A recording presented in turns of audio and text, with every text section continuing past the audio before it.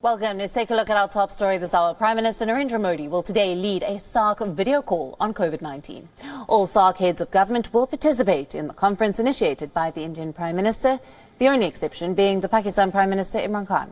The Pakistan government will be represented by Special Assistant to the Prime Minister for Health, Dr. Zafar Mirza.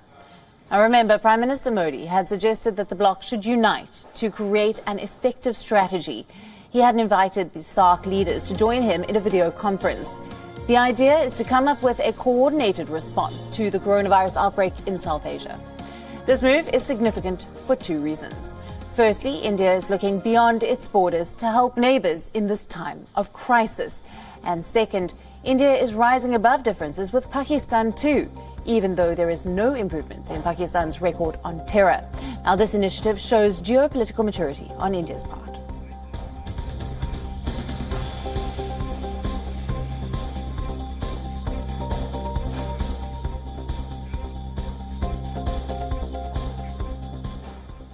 Our principal diplomatic correspondent, Siddhant Sibal, is joining us with more on this. Good afternoon to you, Siddhant. Now, we are expecting this teleconference to take place at 5 p.m. What are the expected outcomes?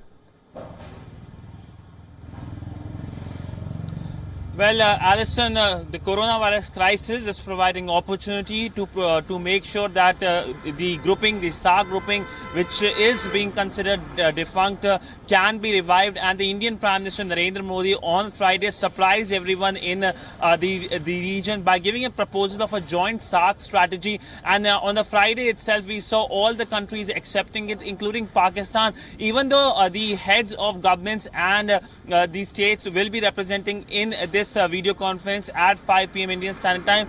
Pakistan will be represented by the special health advisor of the Pakistani Prime Minister. And of course, the focus will be on how SAARC countries can come up with a coordinated approach. We know that the Indian Prime Minister was the first global leader to present such kind of regional strategy. We know G7 will also be doing a conference, but that conference is going to take place on Monday. So clearly, the Indian Prime Minister taking the lead when it comes to SAARC and having this conference. And this provides an opportunity, as I told you, about reviving of SAARC. Because remember, SAARC has been lying defunct since 2016 after a terror attack in Uri, in which India lost 19 of its soldiers. And since then, we saw not only India but other countries boycotting the summit that was to take place in Islamabad, the 19th SAARC summit, and there has been no action. In fact, India has been moving towards another grouping, the grouping known as BIMSTEC grouping. In fact, the Indian Prime Minister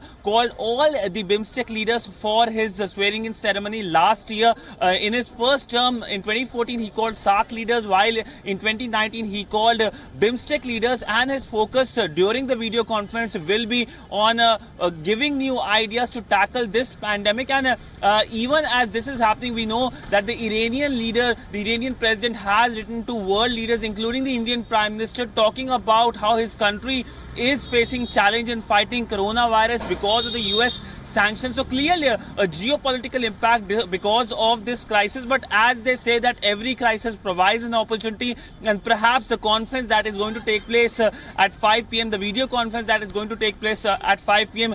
will help make sure that the regional grouping of SAARC can be more cohesive and come out with more joint strategy. Even though Pakistan has reluctantly agreed to it, but at least it has agreed to it. And in fact, it had no option as well, because it was Pakistan that was saying in the past that they would like to revive SAARC. And we saw what happened in New York also when SAARC foreign ministers met on the sidelines of UNGA.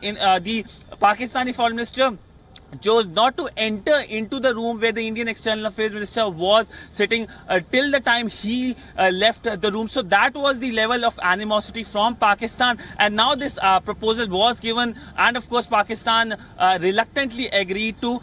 We also know that there will be a special briefing at 7 p.m. Indian Standard Time here in Delhi by the Ministry of External Affairs, and we do expect more details to be chalked out by the Indian Ministry of External Affairs because because that ministry has been, in a sense, taking a lead in not only this entire project because of the Indian Prime Minister Narendra Modi, but also because of the fact that it has been leading a major role when it comes to evacuation of Indian citizens. Just in hours of today, we know that more than 200 Indians have been brought from Iran and Italy. The total number is more than 400, and right now we know India has evacuated more than 1,000 Indian citizens from China, from Japan, from Iran and Italy. That makes 4 countries. Siddhant, thank you very much. Stay with us. We are also joined by our Pakistan Bureau Chief, Anas Malik, for more on this. Good afternoon to you, Anas. Today's conference, a significant initiative, coordinated response from the SAARC region. What do we make of Imran Khan's absence from this meeting today?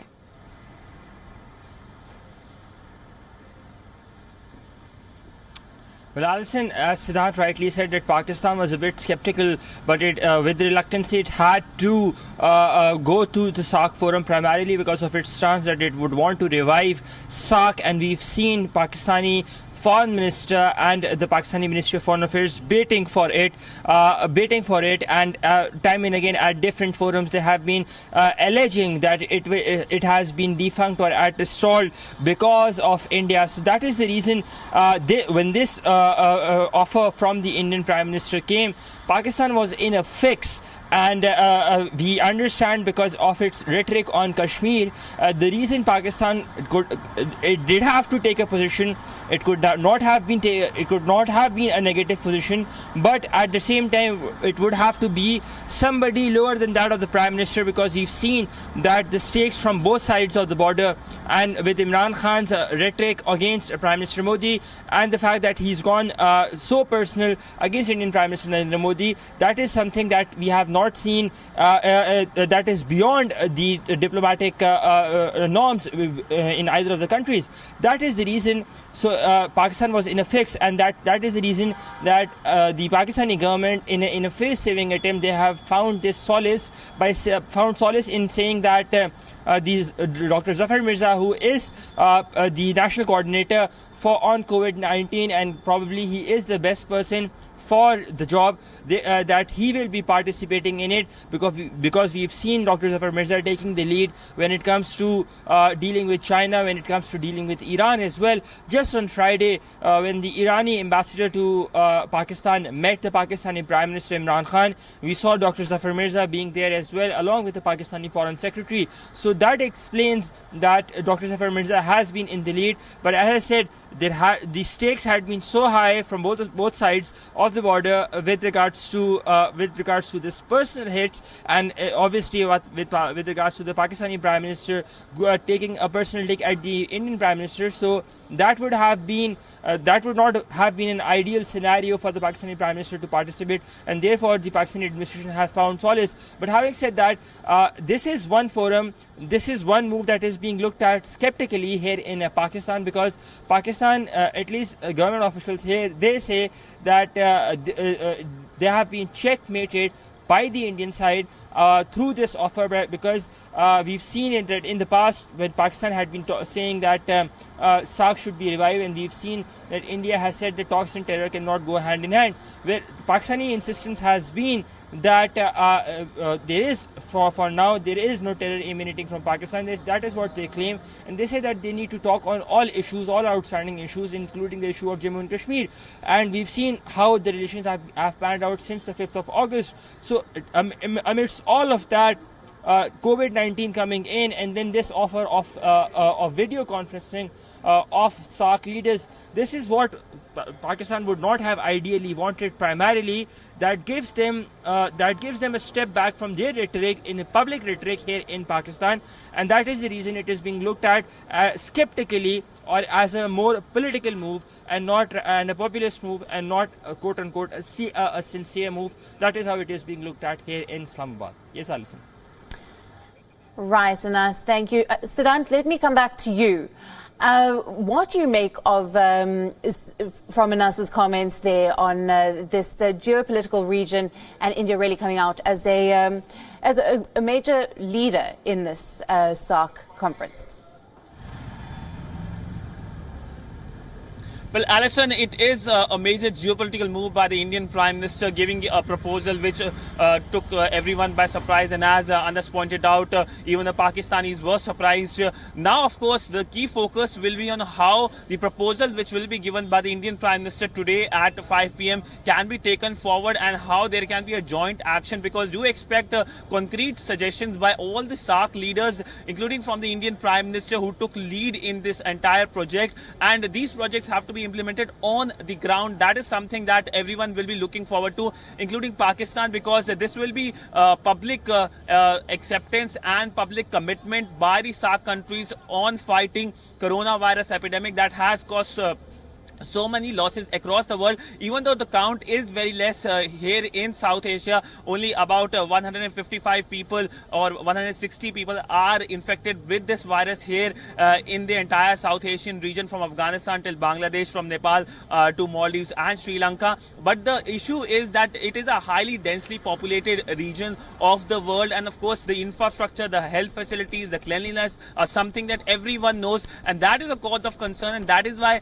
India has suggested to take a coordinated approach. In fact, the G7 come behind the SAARC today, because the G7 does its press conference on Monday, while SAARC does its press conference, the video conference today, and a proposal which is accepted by all SAARC countries. In fact, all the SAARC countries were quick to react on Twitter, saying that they would like to join. We also spoke to the Afghan envoy here in Delhi, the acting Sri Lankan High Commissioner here in Delhi, and also the Defence Minister of Maldives. We have been speaking to other SAARC ministers, politicians as well, and everyone has welcomed it. And we have seen how India has been in the past 2 months reaching out to SAARC countries. In fact, India has got back many people who were stranded in China and Japan. Many South Asian nationals stranded in both the countries to India. They were quarantined here. There were 2 people from Nepal, 9 people from Maldives, and the biggest group was from Bangladesh,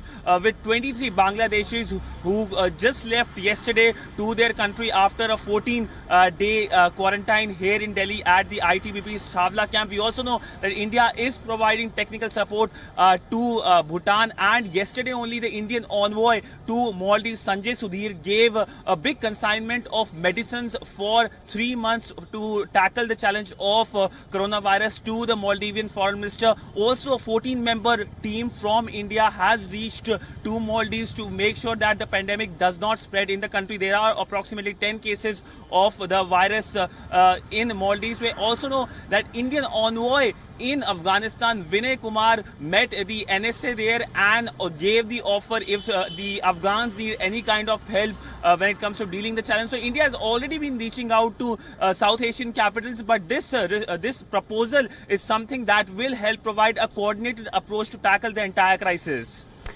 Siddhant, thank you for that report, and thanks to Siddhant Sibal and to Anas Malik, our diplomatic correspondents, coming to us for the latest on the SAARC conference that is due to happen at 5 p.m. today.